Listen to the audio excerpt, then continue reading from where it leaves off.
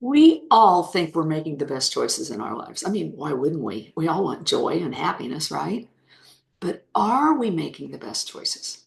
Are we making the choices we've been taught to make? See, we get stuck in gravity, our patterns of being and thinking and living that limit our choices in our lives. And I'm going to tell you my story today to help demonstrate that, okay? So here's my story about becoming a struggling salmon fighting ocean waves to get upstream. I created a magical world for decades, and then life happened. No need to rehash it all. And yes, it was harsh, but I chose to succumb to the harshness. I chose to allow chronic illness, feelings of abject failure, sense of impending doom to become my fate for over 10 years.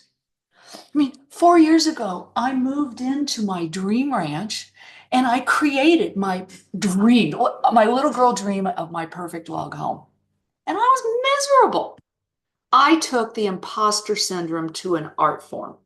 I created these majestic worst case scenarios, fueled them with details of horror and abandonment, telling myself I was irrelevant, too old, nobody would take me seriously, and that I was done.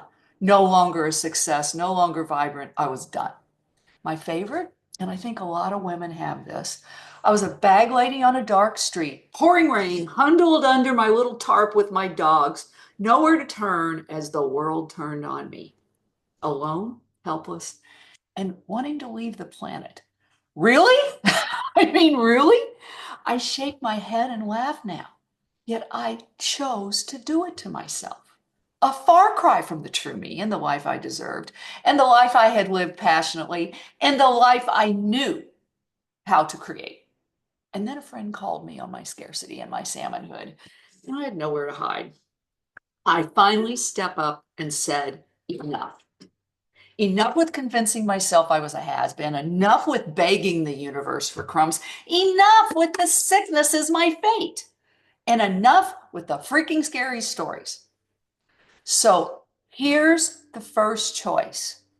Are you going to stop swimming upstream and unleash your freedom, or you're going to keep being a... Choose that you've had enough. Choose to be that the excuses and woe is me victimhood are not your fate.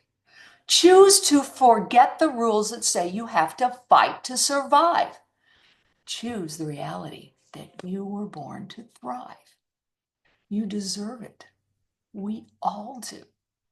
So tomorrow we'll talk about the next step, the next choice to claim your freedom. Until then, I'd like you to start practicing to choose to be and think about yourself as unstoppable because you are.